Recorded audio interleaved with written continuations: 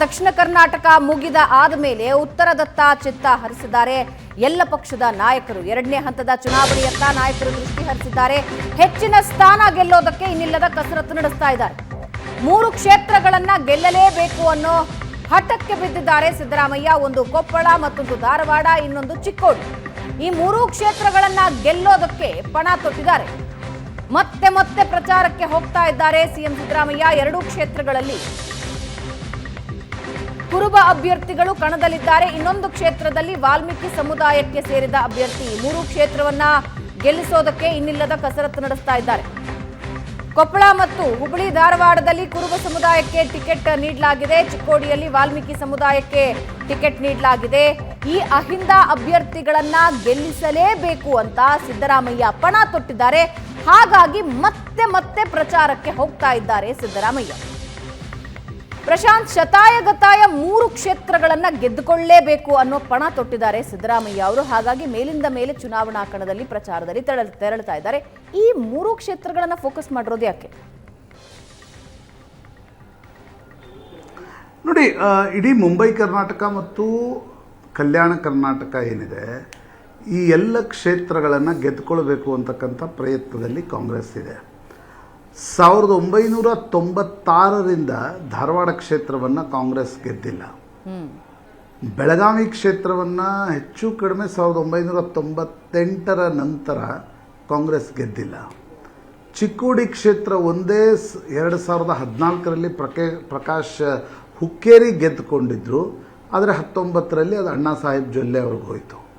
ವಿಜಯಪುರ ಕ್ಷೇತ್ರವನ್ನು 1998ರ ನಂತರ ಕಾಂಗ್ರೆಸ್ ಗೆದ್ದುಕೊಂಡಿಲ್ಲ. ಬಸನಗೌಡ ಪಾಟೀಲ್ ಯತ್ನಾಳಿದ್ರು, ನಂತರ ರಮೇಶ್ ಜಿಗಜಿಣಗಿ ಇದ್ರು. ಬಾಗಲಕೋಟೆ ಕೂಡ ಹೆಚ್ಚು ಕಡಿಮೆ ಕಾಂಗ್ರೆಸ್ನ ಸಂಸದರು ಕಳೆದ 20-25 ವರ್ಷದಿಂದ ಬಾಗಲಕೋಟೆಯಲ್ಲೂ ಕೂಡ ಗೆದ್ದಿಲ್ಲ. ಒಂದು ಸಲ ಲೋಕಶಕ್ತಿ ಅಜಯ್ ಕುಮಾರ್ ಸರ್ನಾಯಕ್ ಗೆದ್ದಿದ್ರು, ನಂತರ BJPಯ ಬಳಿ ಆ ಕ್ಷೇತ್ರ ಗೆದ್ದುಕೊಂಡು ಬರ್ತಾ ಇದೆ.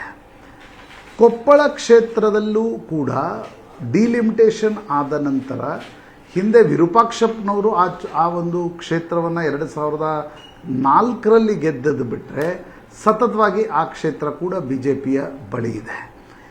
ಈಗ ನೋಡಿ, ಸಿದ್ದರಾಮಯ್ಯನವರು ಪಟ್ಟು ಹಿಡಿದು ಧಾರವಾಡದಲ್ಲಿ ವಿನೋದ್ ಅಸೂಟಿ ಅವರಿಗೆ ಟಿಕೆಟನ್ನು ಕೊಡಿಸಿದ್ದಾರೆ. ಒಬ್ಬ ಕುರುಬ ಸಮುದಾಯದ ಅಭ್ಯರ್ಥಿ.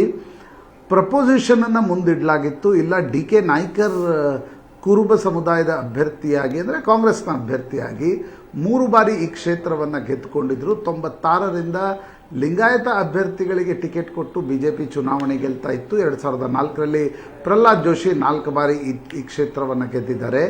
ಈ ಕ್ಷೇತ್ರವನ್ನು ಪುನರಪಿ ವಶಪಡಿಸ್ಕೊಳ್ಬೇಕಾದ್ರೆ ಲಿಂಗಾಯತ ಅಭ್ಯರ್ಥಿಗೆ ಟಿಕೆಟ್ ಕೊಟ್ಟರೆ ಗೆಲ್ಲಕ್ಕೆ ಆಗಲ್ಲ.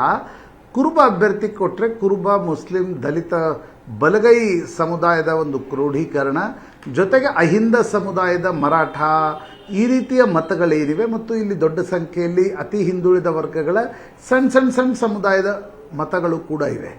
ಅವುಗಳನ್ನು ಕ್ರೋಢೀಕರಿಸಿ ಧಾರವಾಡವನ್ನು ಪುನರಪಿ ಗೆಲ್ಲಬಹುದಾ ಅಂತಕ್ಕಂಥ ಒಂದು ಚಿಂತನೆಯಲ್ಲಿ ಸಿದ್ದರಾಮಯ್ಯನವರು ಈ ಕ್ಷೇತ್ರವನ್ನು ಸಂತೋಷ್ ಲಾಡ್ಗೆ ವಹಿಸಿಕೊಟ್ಟಿದ್ದಾರೆ. ಮತ್ತು ಸಿದ್ದರಾಮಯ್ಯ ಗುಂಪು ಈ ಟಿಕೆಟ್ ಕೊಡಿಸಿರೋದ್ರಿಂದ ಶತಾಯಗತಾಯ ಗೆಲ್ಲುವ ಪ್ರಯತ್ನ ನಡೆದಿದೆ. ಹಿಂದೊಮ್ಮೆ ಕೊಪ್ಪಳದಲ್ಲಿ ಕುರುಬ ಬಾಹುಳ್ಯ ಕ್ಷೇತ್ರವಾದ್ದರಿಂದ ಸುಮಾರು 4 ಲಕ್ಷ ಕುರುಬರಿದ್ದಾರೆ. ಧಾರವಾಡದಲ್ಲಿ ಸುಮಾರು 1,30,000-35,000 ಕುರುಬರು ಇರತಕ್ಕಂಥ ಒಂದು ಕ್ಷೇತ್ರ.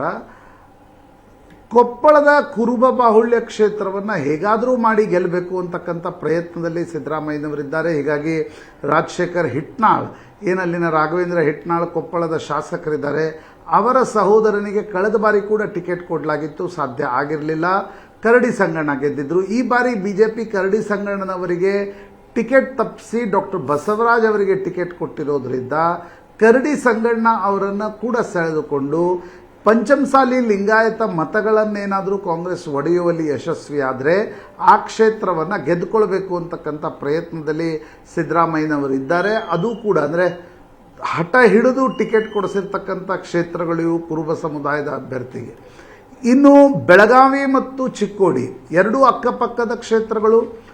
ಒಬ್ಬ ಸತೀಶ್ ಜಾರಕಿಹೊಳಿ ಸಿದ್ದರಾಮಯ್ಯನವರ ಅತ್ಯಂತ ಪರಮಾಪ್ತ ಪೊಲಿಟಿಕಲ್ ಶಿಷ್ಯ ಅನ್ನುವ ರೀತಿಯಲ್ಲಿ ಗುರುತಿಸಿಕೊಂಡವರು, ಸಿದ್ದರಾಮಯ್ಯನವರಿಗೆ ಆಪ್ತರು. ಅವರ ಮಗಳು ಪ್ರಿಯಾಂಕಾ ಜಾರಕಿಹೊಳಿ ಚಿಕ್ಕೋಡಿಯಲ್ಲಿ ಚುನಾವಣೆಗೆ ನಿಂತಿದ್ರೆ, ಪಕ್ಕದ ಬೆಳಗಾವಿಯಲ್ಲಿ ಡಿ.ಕೆ. ಶಿವಕುಮಾರ್ ಅವರ ಅತ್ಯಂತ ಪರಮಾಪ್ತೆ ಲಕ್ಷ್ಮೀ ಹೆಬ್ಬಾಳ್ಕರ್ ಪುತ್ರ ಮೃಣಾಲ್ಗೆ ಟಿಕೆಟನ್ನು ಕೊಡಲಾಗಿದೆ. ಹೀಗಾಗಿ ಎರಡೂ ಕ್ಷೇತ್ರದಲ್ಲಿ ಕಾಂಗ್ರೆಸ್ನ ಎರಡೂ ಗುಂಪುಗಳ ಒಂದು ಪ್ರಯತ್ನ ಇದೆ ಕ್ಷೇತ್ರವನ್ನು ಗೆದ್ದುಕೊಳ್ಬೇಕು ಅಂತಕ್ಕಂಥದ್ದು.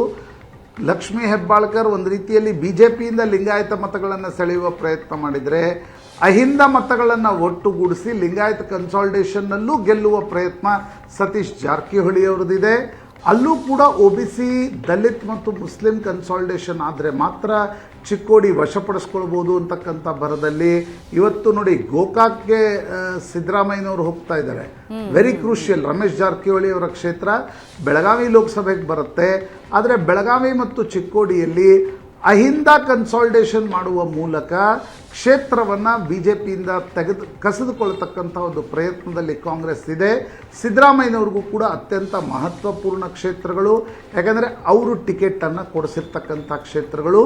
ಎಷ್ಟು ಪ್ರಮಾಣದಲ್ಲಿ ಈಗ ಮೈಸೂರು ಸಿದ್ದರಾಮಯ್ಯನವರು ಗೆಲ್ಲೇಬೇಕಾಗಿರ್ತ ಒಂದು ಕ್ಷೇತ್ರ, ರಕ್ಷಾರಾಮಯ್ಯ ಚಿಕ್ಕಬಳ್ಳಾಪುರ ಸಿದ್ದರಾಮಯ್ಯನವರೇ ಟಿಕೆಟ್ ಕೊಡಿಸಿರ್ತಕ್ಕಂಥ ಒಂದು ಕ್ಷೇತ್ರ ಅದು.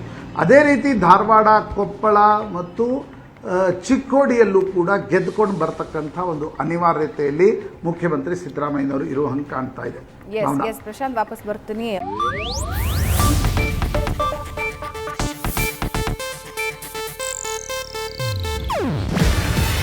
ಇದು ಏಷ್ಯಾನೆಟ್ ನ್ಯೂಸ್ ನೆಟ್ವರ್ಕ್ ಪ್ರಸ್ತುತಿ. ನೀವು ನೋಡ್ತಿದ್ದೀರಾ ಏಷ್ಯಾನೆಟ್ ಸುವರ್ಣ ನ್ಯೂಸ್.